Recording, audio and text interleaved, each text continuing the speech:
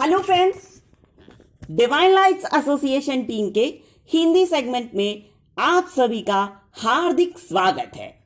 दोस्तों, हम आज का हिंदी सेगमेंट उन लोगों के लिए रिकॉर्ड कर रहे हैं जो लोग या तो यूजीसी नेट की परीक्षा देने वाले हैं या फिर पीजीटी की परीक्षा दे रहे हैं, चाहे वो नवोदय की हो, चाहे वो केंद्रीय विद्यालय की हो, चाहे वो डीएसएसएसबी की हो। ठीक है। और किसी भी स्टेट में जो पीजीटी की परीक्षाएं होती हैं उसमें काव्य जरूर पूछा जाता है। तो आज इस हिंदी सेगमेंट में हम पढ़ने वाले हैं हिंदी के दो समकालीन कवियों को, जिनके नाम हैं कुमार विमल और अशोक वाजपेयी जी। तो चलिए भाई, दोनों को सबसे पहले नमस्कार कर दो, प्रणाम भाई। आप लोग बैठिए, चलिए चाय पानी पियेंगे। ले एक चाय पीते हैं, एक को तो चाय पिला दो भाई। नींबू का शरबत मांग लिए वाजपेयी जी, नींबू का शरबत पीने का शौक है। चलिए भाई, शिकंजी तो हेल्थ के लिए बड़ी फायदेमंद होती है। अब कवियों को भोग भी लगा लो, जो अच्छी चीजें हैं, जो भी खाने का मन हो उनको खिलाओ। अब इसके बाद इनके बारे में पढ़ते हैं। इन्होंने इतनी अच्छी अच्छी रचनाएं लिखी हैं। पहले तो इनकी लेखनी को और इनकी कल्पना शक्ति को हम हाथ जोड़ करके सलाम करते हैं। अब इनकी रचनाओं को चलिए हम पढ़ते हैं। सबसे पहले उन कवि की रचना को पढ़ेंगे जिनकी रचनाएं कम हैं। ठीक, तो उन कवि का नाम है कुमार विमल। इनकी दो रचनाएं आपको याद करनी है। एक रचना इन्होंने लिखी है एक छोटी सी लड़की। एक छोटी सी लड़की, ये रचना 1980 में लिखी गई। कब लिखी गई? 1980 में। 1980 में कुमार विमल की कौन सी रचना लिखी गई? एक छोटी सी लड़की। और दूसरी जो रचना है इनकी वो है रंग खतरे में है। कौन सी है? रंग खतरे में है। ये कब लिखी गई? 1986 यानी कि 1986 में। ठीक है। तो विमल जी, आपने तो हमारे लिए बहुत कम स्टफ्स छोड़े हैं। आपने कोई ना कोई कहानी जरूर लिखी होगी। चलिए हम सर्च करेंगे, फिर आपको बुलाएंगे। तब तक हमारा अनुरोध है कि भाई आप कहानी भी लिख देते तो जरा ज्यादा बढ़िया होता, है ना, पढ़ने को मिल जाता। चलिए खैर, अब हम पढ़ते हैं अशोक वाजपेयी जी को, जिन्होंने बहुत सारी रचनाएं लिखी हुई हैं। तो चलिए शुरू करते हैं इनकी रचनाएं। इनकी रचनाएं तो आपको याद करा देंगे, लेकिन कहानी भी सुना करके आपको ट्रिक ऐसी बता देंगे जिससे कि आपको आसानी से इनकी रचना याद हो जाए। ठीक, पहली रचना है शहर अब भी संभावना है। क्या? शहर अब भी संभावना है। ये लिखी गई है 1966 में, यानी 1966 में। दूसरी रचना एक पतंग अनंत में। इस रचना का रचना वर्ष है 1984 यानी 1984। तीसरी रचना है इतने से।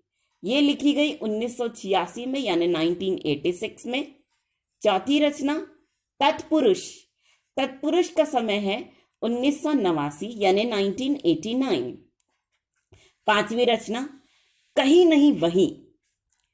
इसका समय है 1991 यानी 1991। छठी रचना बहुरी अकेला। इसका टाइम है 1992। नेक्स्ट थोड़ी सी जगह।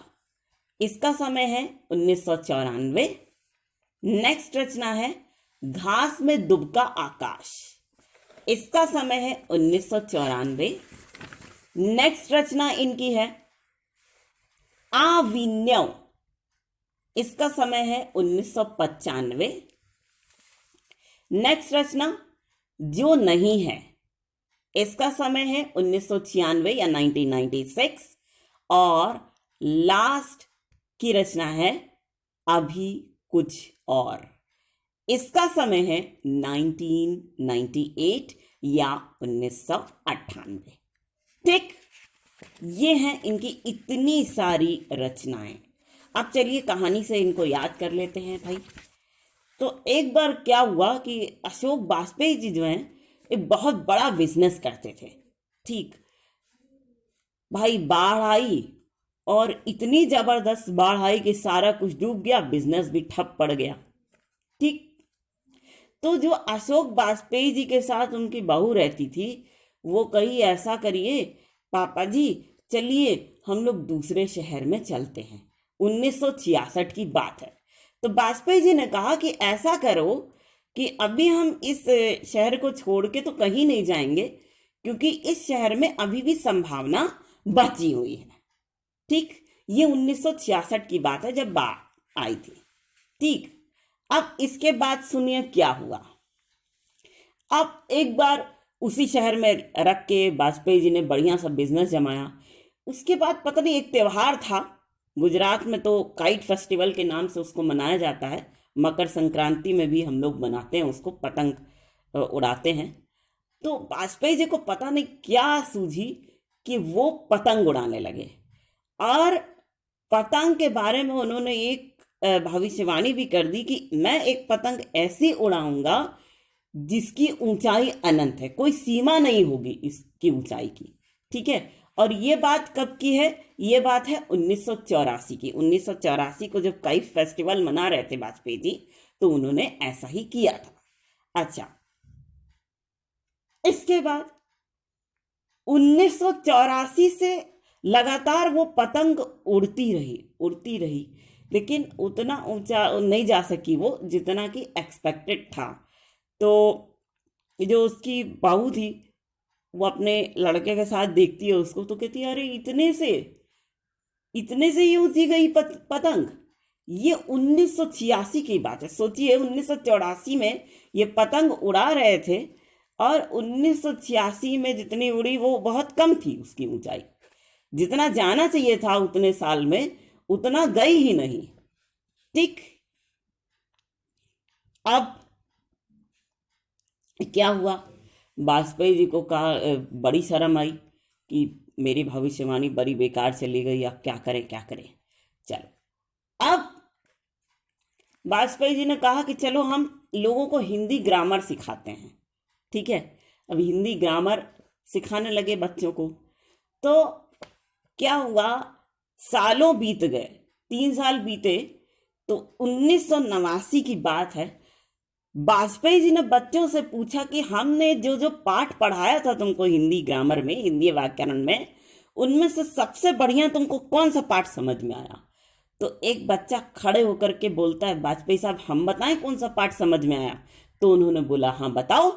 तो बच्चे ने कहा कि हमको तत्पुरुष समास आपके पढ़ाने से बहुत अच्छा समझ में आया। ठीक है, ये 1989 की बात है। ठीक, तो इस कहानी से आपने कौन कौन सी रचनाएं याद कर ली? देखिए, पहली रचना शहर अब भी संभावना है। दूसरी रचना आपने याद कर ली एक पतंग अनंत में। तीसरी रचना आपने याद कर ली इतने से।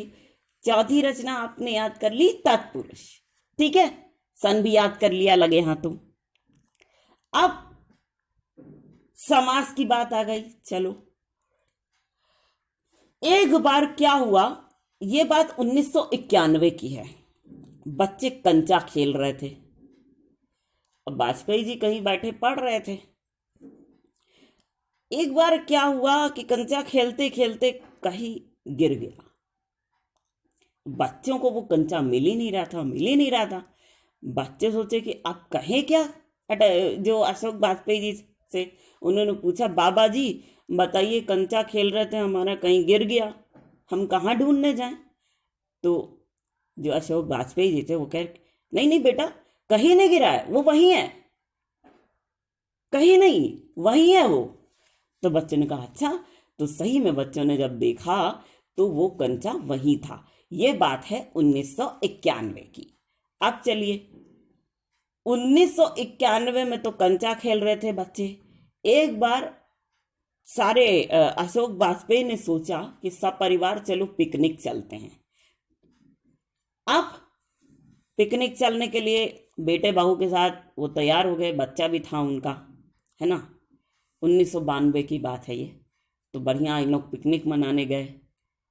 पता नहीं क्या हुआ कैसे कि पिकनिक से वाजपेयी जी और उनके लड़के प्लस जो लड़का था लड़के का, ठीक, यानी जो वाजपेयी जी का पोता था, वो भी साथ में लौट आया।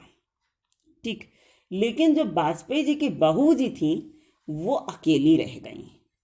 ठीक, ये 1992 की बात है। ठीक है, अब बहू अकेली रह गई, सब लोग उसको खोजने लगे कि कहाँ से लाएं, कहाँ से लाएं, कहाँ से ढूंढ के लाएं। अब लाएं तो चलो ठीक है, ये लोग भी कहीं भटक गए थे, अशोक वाजपेयी और उनके लड़के वगैरह पोते सहित। अब जाएं तो कहाँ जाएं? लड़का बोला कि ठीक है पिताजी, बहू को तो आप ले आएंगे, रखेंगे कहाँ उसको, ये तो बताइए। तो अशोक वाजपेयी कहने लगे थोड़ी सी जगह तो है हमारे पास। ये 1994 की बात है।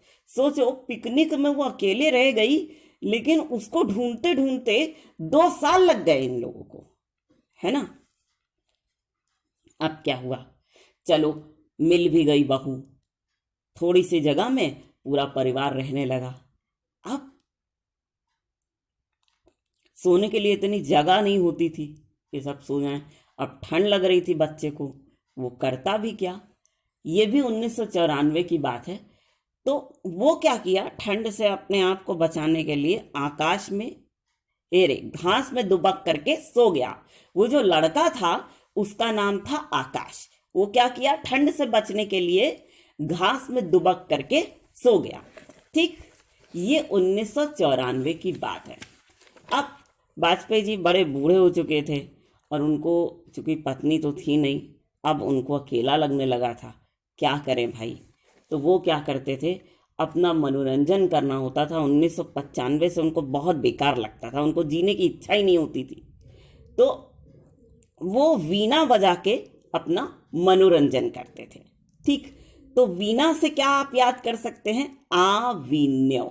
ठीक है, इस तरीके से कहानी के माध्यम से आपने कौन कौन सी रचनाएं याद कर ली, सुन लीजिए। पहला शहर अब भी संभावना है, 1966 की रचना। दूसरा एक पतंग अनंत में, यह है 1984 की रचना। तीसरी इतने से, यह है 1986 यानी 1986 की रचना। चौथी तत्पुरुष, यह है 1989 की रचना जो आपने कहानी के माध्यम से याद की। पांचवी कहीं नहीं वहीं, यह है 1991 की रचना। छठी बहुरी अकेला, यह है 1992 की रचना जो कि आपने कहानी के माध्यम से याद की। नेक्स्ट रचना थोड़ी सी जगह, ये 1994 में लिखी गई। नेक्स्ट घास में दुबका आकाश, ये रचना 1994 में लिखी गई। नेक्स्ट रचना जो आपने याद की, आखिरी रचना कहानी के माध्यम से, वो है आवीण्य, ये 1995 में लिखी गई। ठीक, अब एक बार क्या हुआ कि ऐसे ही वाजपेयी जी बैठे हुए थे, 1996 की बात है। बहू ने कहा पिताजी अब मैं आपसे कुछ मांगू। तो वाजपेयी जी ने कहा कि ठीक है मांग लो, लेकिन मुझे पता है कि तुम वही मांगोगी जो हमारे पास नहीं है। ठीक, तो भाई बहू निराश होकर के चली गई। 1998 की बात है। बहू ने कहा पहले जितना बिजनेस चल रहा था उतना तो अब नहीं चल रहा है पिताजी। ऐसा करते हैं कि हम लोग इस शहर को छोड़ के चले चलते हैं, ठीक है, क्योंकि यहाँ अब कुछ करने को रह नहीं गया है। तो वाजपेयी जी कहते हैं कि नहीं, अभी कुछ और बाकी है, इसीलिए यहीं पे हम लोग रुक जाते हैं। ठीक है, तो ये लोग रुक जाते हैं और वहीं पे खुशी खुशी रहने लगते हैं। तो इस तरह से आपने वाजपेयी जी यानी अशोक वाजपेयी जो हिंदी के समकालीन कवि हैं, उनकी सारी की सारी रचनाएं याद कर ली हैं। ठीक है, अब हम फिर से इनके सभी रचनाएं सुनाते हैं जिनको आपने कहानी के माध्यम से याद किया है। पहली रचना शहर अब भी संभावना है, ईयर 1966। दूसरी रचना एक पतंग अनंत में है, साल 1984 जिसमें लिखी गई है रचना। तीसरी रचना इतने से, साल 1986। चौथी रचना तत्पुरुष, इसका रचना वर्ष है 1989। पांचवी है कहीं नहीं वहीं, इसका रचना वर्ष 1991। नेक्स्ट बहुरी अकेला, इसका रचना वर्ष 1992। नेक्स्ट थोड़ी सी जगह, इसका रचना वर्ष 1994। नेक्स्ट, घास में दुब का आकाश, रचना वर्ष 1994। नेक्स्ट, आविन्यो, रचना वर्ष 1995।